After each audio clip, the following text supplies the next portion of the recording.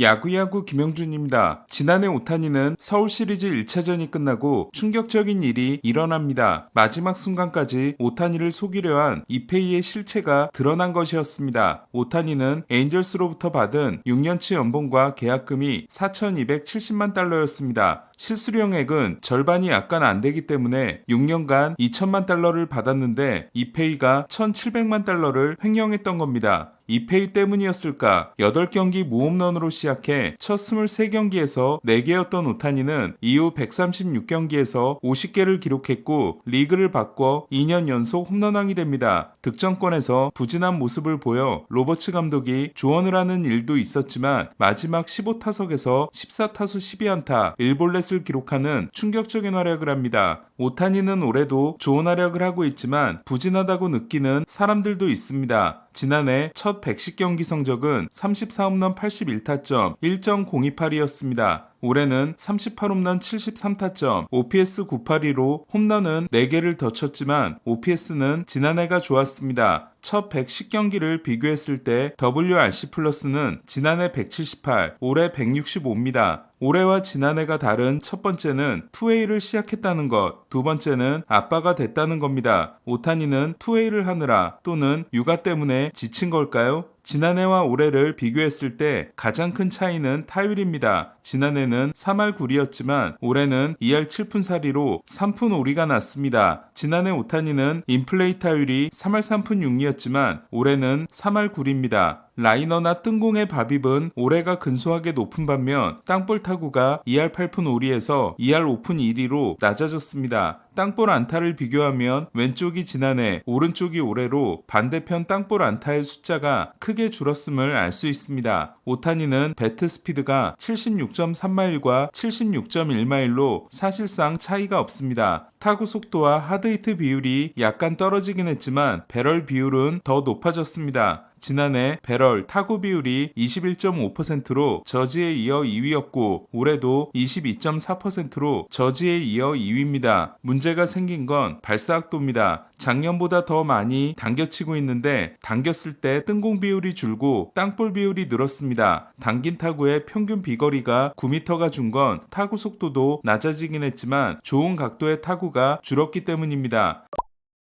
하지만 보다 근본적인 문제가 있습니다. 바로 삼진율입니다. 2021년 삼진율이 29.6%로 9번째로 높았던 오타니는 매년 이를 떨어뜨렸고 지난해는 메이저리그 평균보다 낮은 22.2%를 기록합니다. 하지만 올해는 26.8%로 크게 올랐고 최다 삼진 순위에서 라일리 그린, 제임스 우드, 맥맨에 이어 4위에 올라 있습니다. 오타니를 가장 어렵게 하고 있는 구종은 오프스피드 피치입니다. 기대 장타율을 구종별로 보면 패스트볼은 지난해 636, 올해 665, 브레이킹볼은 지난해 665, 올해 655로 차이가 없습니다. 하지만 오프스피드는 지난해 731로 알바레스와 저지에 이어 3위였던 반면 올해는 560으로 크게 떨어졌습니다. 오프스피드 삼진의 비중도 13%에서 19%로 늘었습니다. 지금 보시는 그림은 올해 당한 오프스피드 삼진의 탄착군으로 상대 투수들이 오프스피드를 최선을 다해 바깥쪽으로 낮게 던지고 있고 통하고 있음을 알 수 있습니다. 오타니는 왜 체인지업에 약해졌을까? 오타니는 히팅 포인트가 지난해보다 앞에서 형성되고 있는데 이는 당겨친 타구가 많아진 결과로 이어지고 있습니다. 눈에 띄는 부분은 지난해보다 2인치 정도 홈플레이트에서 떨어져서 타격을 하고 있다는 겁니다. 무슨 이유인지는 모르겠지만 홈플레이트에서 2인치 정도 떨어졌고 1.2인치 정도 앞에서 컨택을 하고 있는데 이는 바깥쪽으로 낮게 떨어지는 체인지업 또는 스플리터에 약점이 생긴 이유일 수 있습니다. 그리고 체인지업에 대한 약점은 하이패스볼에 약해지는 결과로 이어지고 있습니다. 올해의 오타니가 지난해와 다른 건 투수로 복귀했다는 겁니다. 오타니는 5월 26일에 첫 라이브 피칭을 했고 6월 17일에 투수로 복귀합니다. 라이브 피칭을 시작한 이후 948은 그 전까지의 1.020보다 확실히 낮습니다. 4이닝을 목표로 했던 최근 등판에서는 엉덩이 쪽에 경련을 느끼고 교체됐습니다. 인간의 신체 능력을 벗어난 오타니라고 해도 만 31세가 됐기 때문에 26, 28세 시즌과 다를 수 있습니다. 두 번째 의심은 육아에 지쳤다는 겁니다. 오타니는 얼마 전 인터뷰에서 집에 있는 오전에는 육아를 전담하는 느낌이라고 했습니다. 오타니는 아빠가 되고 나서 경기 중 살짝 졸았던 일도 있었습니다. 하지만 아빠가 되기 전 930이었던 OPS는 출산 휴가 이후 994이기 때문에 육아 때문에 지쳤다는 건 일단 기록과 맞지 않습니다. 지금까지 내용을 정리하면 이렇습니다. 오타니는 110경기를 출전한 시점에서 WRC 플러스가 지난해 178에서 165로 낮아졌다. 배트 스피드는 그대로이고 타구의 질도 여전히 좋지만 발사각도가 낮아졌고 당겨친 타구의 땅볼 비율이 높아졌다. 하지만 가장 큰 차이는 삼진이 많아졌다는 것과 지난해와 달리 특정 구종에 대한 약점, 체인지업 스플리터에 취약해졌다는 것이다. 오타니는 지난해보다 2인치 더 떨어져 타격하고 있는데 이것이 체인지업 대처에 어려움을 주는 이유일 수 있다. 지난해보다 떨어진 성적이 육아 때문은 아닌 걸로 보이지만 투수 복귀와는 관련이 있을 수 있다. 하지만 올해의 오타니에 대해 만족하지 못하는 가장 결정적인 이유는 지난해의 충격적인 폭주를 목격했기 때문입니다. 지난해 오타니는 마지막 34경기에서 타율 3할 7푼 6리, 출루율 4할 3푼 3리, 장타율 773, WRC 플러스 226을 기록합니다. 34경기 15홈런 20도루였기 때문에 더 충격적이었습니다. 시즌 내내 이런 모습을 보여준 선수는 MVP 4연패 시절의 본즈밖에 없는 반면 우리는 오타니가 늘 지난해 9월처럼 해주길 기대하고 있는 겁니다. 오타니는 WRC 플러스가 저지, 스미스에 이어 3위이고 승리 기여도 5.1은 저지, 랄리, PCA에 이어 4위로 대단히 뛰어난 활약을 하고 있습니다. 하지만 그런 오타니에 만족하지 못하는 시선이 생긴 건 너무 많은 상식을 파괴해버린 오타니의 업보일지도 모르겠습니다.